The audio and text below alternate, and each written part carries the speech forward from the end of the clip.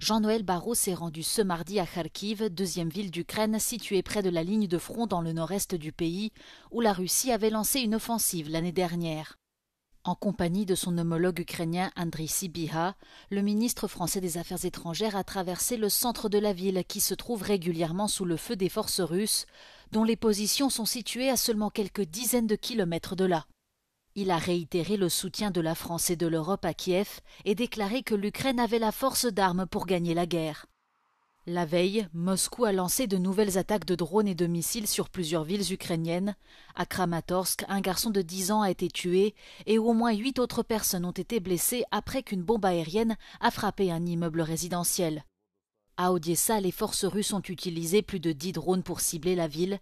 Des infrastructures civiles, dont un parking, un gymnase, une banque et des immeubles résidentiels ont été endommagés. Dans la ville de Soumy, les attaques de drones ont tué une femme de 60 ans et fait 12 blessés. 5 immeubles résidentiels et des véhicules ont été détruits. Ces frappes surviennent après l'annonce de nouveaux pourparlers entre la Russie et l'Ukraine à Istanbul ce mercredi.